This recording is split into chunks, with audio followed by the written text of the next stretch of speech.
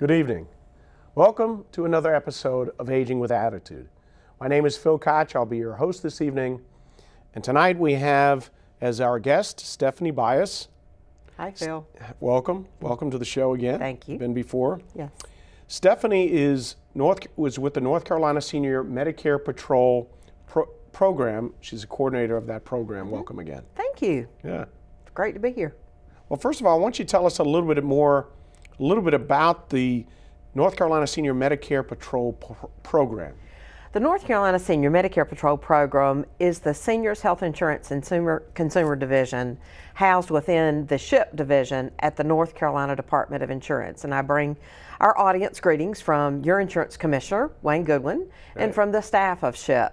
We are the fraud and abuse piece of that. We have an educational component, and we're pleased to coordinate our services through SHIP in 2 of the Charlotte area locations, through the Tyvola Road Senior Center as well as the Shepherd Center. Mm-hmm. And we also partner with the Central Carolina Area Agency on Aging, which is housed at the local Council of Governments in Mecklenburg County. So we have good folks here in Mecklenburg County that can help you understand your Medicare benefits, understand how to choose a prescription drug plan, how to choose a supplement, how to choose an employer group health plan or a Medicare Advantage plan.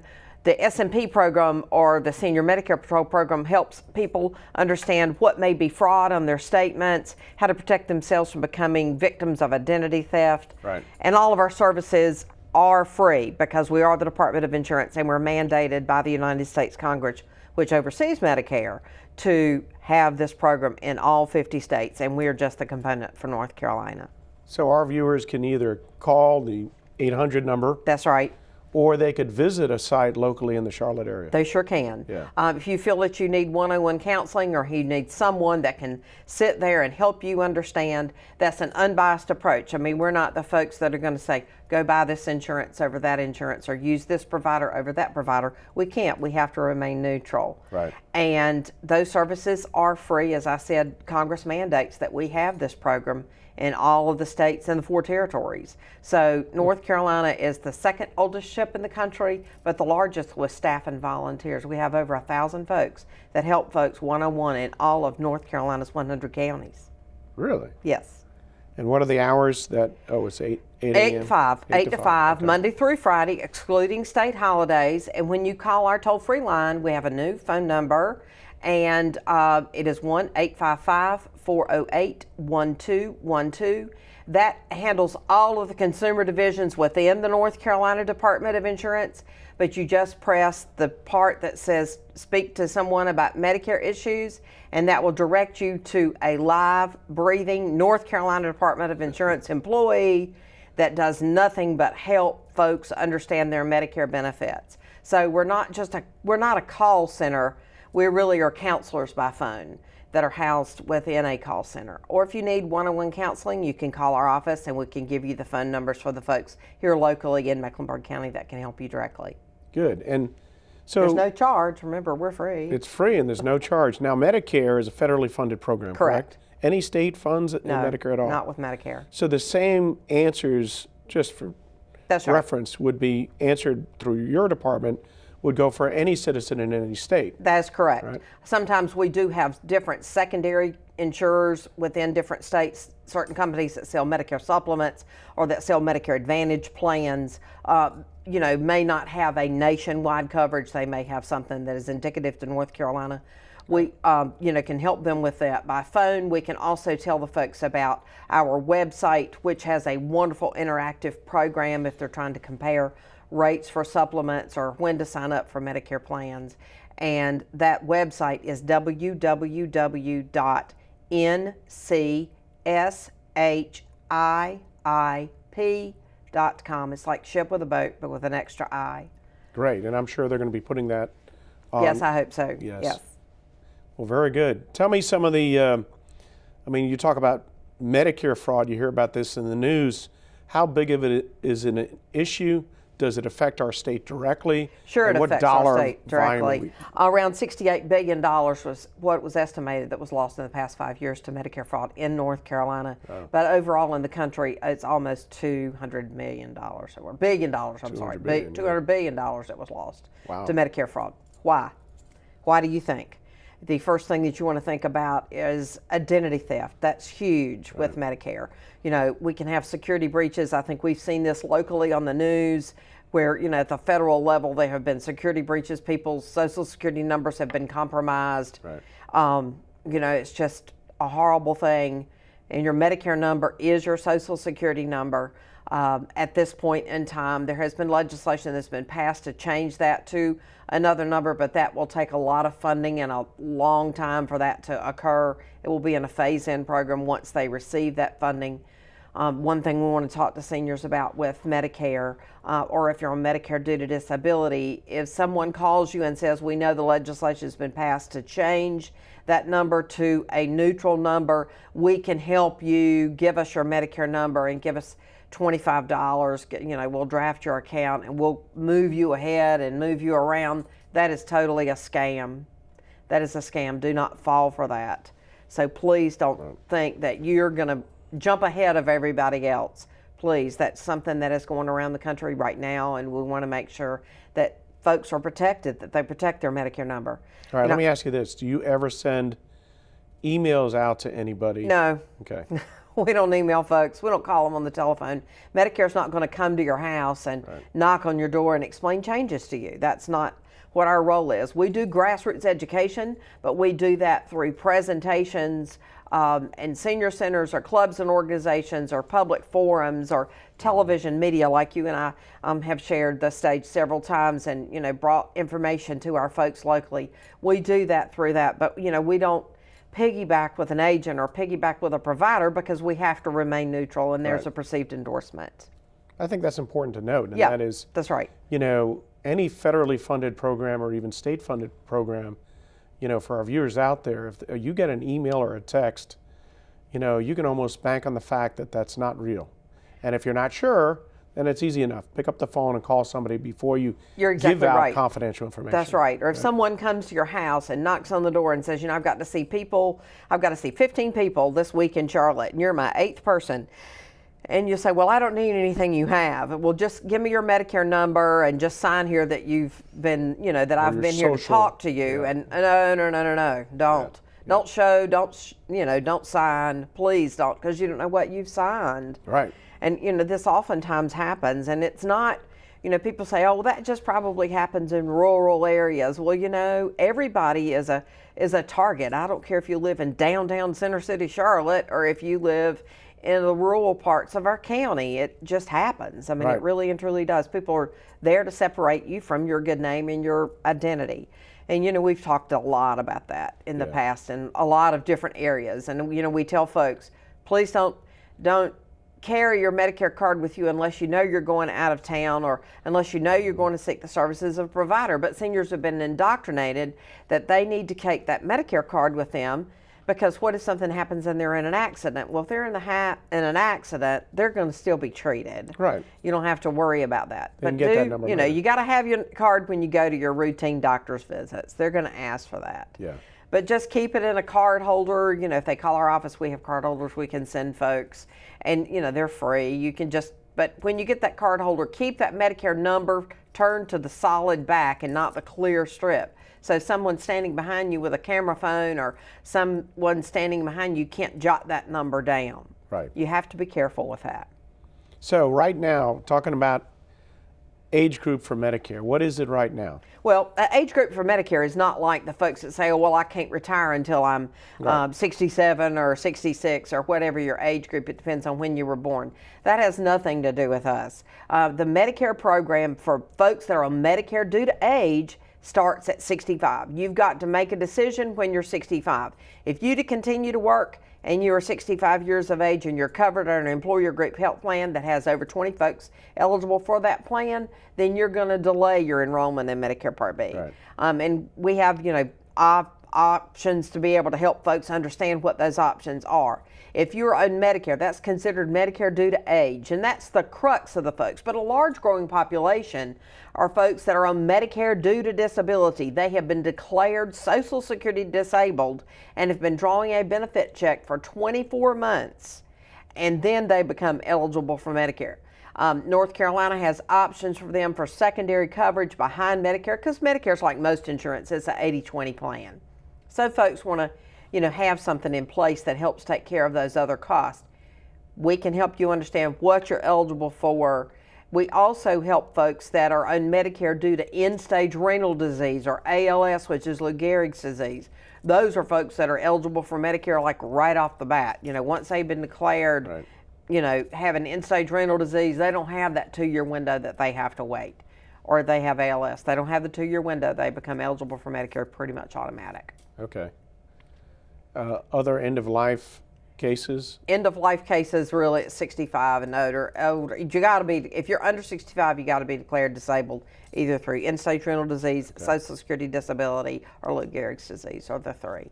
And so the people that call up now, if they call up your office in Raleigh, what are the more common questions that you guys get?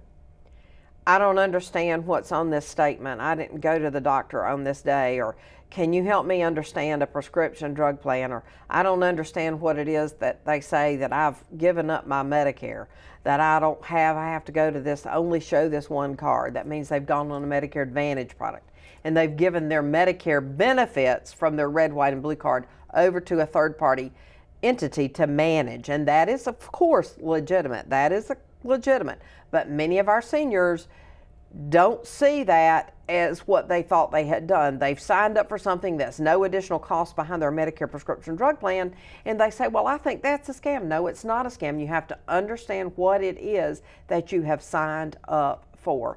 And that's sometimes when we take grassroots approaches and tell them, you still have your Medicare benefits, it's just managed by a third-party entity. Right. And you have to go to their list of providers, especially if it's at a HMO, or if a preferred list of providers if it's a PPO. So we help folks understand that. They call us and say, I don't understand, I can't retire till I'm 67, or I can't draw my benefit till I'm 67, my Social Security benefit. What do I have to do? Just like we just talked about with Medicare. We help them understand that, because that's not an easy process. And I don't care how smart you are, it's really not an easy process. It's kind of confusing. And just so we're clear on that note, so in Social Security, you can say, well, I'll take less of the benefits and declare earlier. You can't do that with Medicare unless it's you fall under the disability or the other plan. That's right. Situations that you mentioned, right? They say, well, gosh, I retired at 62. What do you mean? I took my plan for where I worked from for 18 months. What am I going to do for the other 18 months so I'll become 65? Well, those are things that people need to think about when they get ready to retire. Who's going to insure me? Because, you can, of course, go, with a private insurer and, receive coverage that way, but oftentimes that is not affordable. Yeah. Yeah, because you're pretty much in a big window at that point in time. Now, in the future, that birth date will change, correct? Not for Medicare. That law was written. That law was written the way that law was written. Okay. So, Medicare is 65. We have people say, keep the government out of my health care. Well, remember, the government is your health care when you go on Medicare. Okay. Because that's overseen by the United States Because you hear this a lot. Social Security is definitely going to change. The age group is going to increase. Yeah. But it's not been the case for Medicare. No. Good. No, that is something that you have to do at that point in time. Okay. Do you, in your humble opinion, do you think that's going to change? I don't think so. Good. I don't think you really want that to change. I think you want to be able to have your health insurance at 65. Absolutely. And, and if you're going to continue to work, you can delay, and then when you retire, pick that back up. But you got to let them know something at 65. And let's talk about that. So, I retire at 65. I qualify for Medicare. I start to draw on Medicare at the age of 68. I say, I'm a little bored. I could use some more income. I go back to work.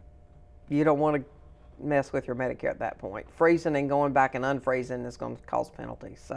So you need to talk to your financial advisor on a situation. Well, and you also need to talk to the Social Security Administration too, that does the enrollments for Medicare as well. Right. And that would be someone wonderful for you folks to have on the show too. Someone from Social Security. We actually have. Good. John Heath probably has been on with you. Yeah, wonderful. Okay, So Medicare statements sometimes are quite difficult to understand. Yes, they are. But they're getting better. They are. They're Yeah. a little bit better. They really and truly are. You remember, Medicare is an insurance product just like the group insurance that folks have had when they worked or Right. anything like that. Everything has got to go by a code. Yeah. Of course, it's got to be a code. And under the code, it's got to have the legal name for what the procedure was or the office visit that you had. And then it's going to break it down more into more layman's terms. Many of our seniors, and I've worked for SHIP for almost 20 years, many of our seniors do not open those statements, nor read them, nor do they check them for accuracy because they are just a trusting group of folks. Well, I'm not saying that your doctors or crooks mistakes can be made. Oftentimes your doctor is here locally in Charlotte, but his billing may be in Atlanta or it may be in Chicago. You know what I'm saying? A lot of this is outsourced now. It's Right. not always in-house. And at that billing, you need to make sure what was provided against your Medicare account number, it's like your credit card, were the services that you did receive. You don't want something to make it look worse than what it was, so they'll receive a higher level of reimbursement, or to receive services Right. that you didn't, be charged for services you didn't receive. Case in point, there was a lady that called us and she said, I had an accident. My daughter took me to the doctor. I was going to the doctor anyway.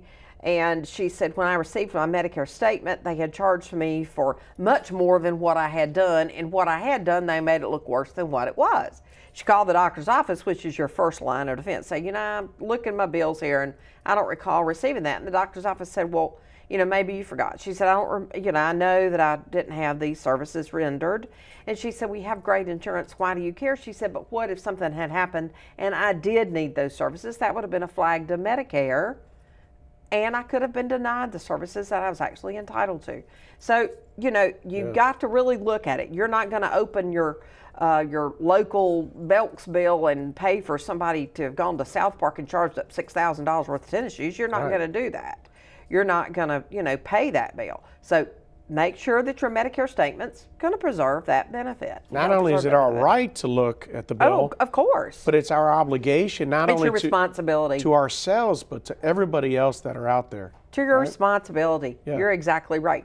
I have a friend who needed for her mother to get a piece of durable medical equipment. She couldn't get it. Yeah. And she said, what do you mean I can't get it? I've never had this piece of medical equipment before. They said, well, somebody's charged it against your number. And I thought, well, at some point you should have seen that on a statement that came. Could have been a simple billing error, or it could have been something that was not appropriate. We had, my wife and I went out to dinner with a couple, and she's an LPN here in town, and her husband had surgery done. And she looked at the bill and she was talking about how the fact that she knew this procedure, and the procedure was like $6,500. And she goes, it's impossible. There's no way. And this was a well-known, large hospital group that put it in the billing. And she goes, I don't care if insurance is paying for it or not, or the majority of it. So she's been calling up, and of course, they're not crazy about getting the phone calls. But that would be a prime example where they would turn to someone in your department that could help assist them figure out if it's a legitimate charge or not. Well, correct? and as if you look something, you may say, okay, this is what they actually charged. Let's say they charged $5,000 for a procedure. And maybe Medicare's approved amount was only $2,000 for that procedure. Right. And then after they had met their Medicare deductible or whatever that they needed to meet, then Medicare's only going to approve and pay 80% of that Medicare approved amount, leaving you holding the responsibility for 20%. Now, if you don't have a secondary in place, then that becomes your financial responsibility. That's not too bad when you're just going to the doctor's visit for a checkup. But if you're going to have any kind of test run or outpatient procedures, that can add up. I mean, it really and truly can add up. Yeah. And many, many, many things are done outpatient. They said, but I went to the hospital. Well, you may have gone to the hospital, but it was an outpatient, and you can spend the night in the hospital, Right. and it still be considered an outpatient. So, people need to think about that. They really do. They need to think about that. And, it's hard for folks to say, oh, gosh, I had to worry about who was going to pay what. And I just wanted to find out what my issue was and to get better. Right. I mean, you say, I can't be sick in peace. I mean, I had a lady that told me that one time, I feel like I can't be sick in peace. Well, just make sure that you have somebody with you, a trusted family member or a friend or a loved one, or, Charlotte is like Raleigh. I mean, we're a transient society. People move in, move out, move in, move out. Usually, maybe folks may live in Charlotte and their family members are not close by. Their family members may live in California or New York or Detroit or Chicago.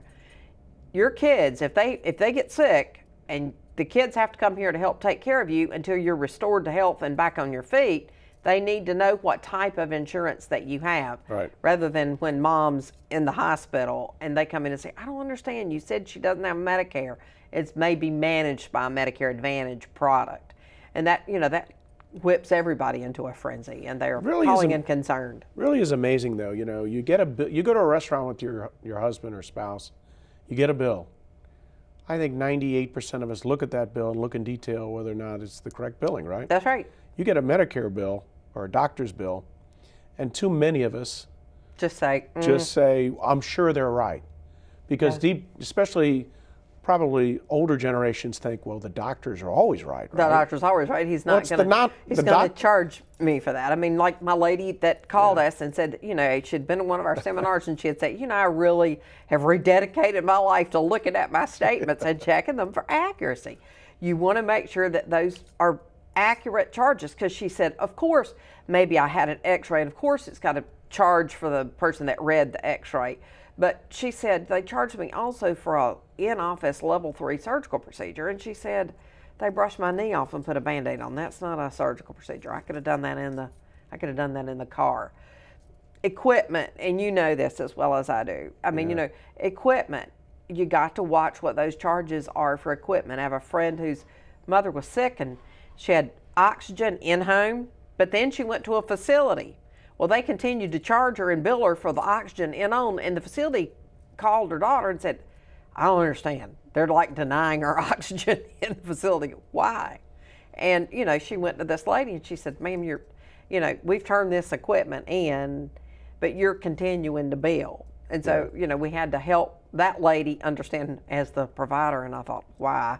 Are we having to do this education for her? But we got Medicare on the phone and helped her understand that she just couldn't continue to charge when the lady was already in another facility. I mean, she was in another facility, and she said, she doesn't need that equipment, and the people that are providing the service are getting denied. Yeah. So that's, sometimes that's something that we have to look at, and that's sometimes honest mistakes. That's good to have an department that can do that. That's right. So tell me more about Medicare Part D prescription drugs. October 15, December 7 for the folks. Right. You need to do a benefits checkup every year for your prescription drug plan. You can call our offices. We can run your drugs for you, tell you what the top choices are that cover the drugs. You may love your drug plan this year, but you may hate it next year because the formularies and the tiers and the copays and the gap coverage or the donut hole changes each year. So we just want to make sure that folks know that October 15, December 7, give us a call, because that is really what we're all out there doing, helping North Carolina's 1.6 million Medicare beneficiaries. Walk me through that briefly. What Mrs. Jones calls up during that time span, Mr. Jones, and has a list of the prescription drugs that they're taking. We key them into our Medicare.gov website, and it pops up what you have this year and compared to what the top 3 or 5 choices are for next year. Okay. And we can enroll them on the phone, or if they want to come in for counseling, and we sit down and go over those, and it shows, this changed this tier this year, this changed this formulary this year. It's extremely confusing. So a lot of times, we just really want the folks to try to come to counseling clinics and let us help you one-on-one, face-to-face. Which is what, like a 30-minute time span, or just depends on the individual? Depends on the individual. Okay. Depends on how many drugs they take.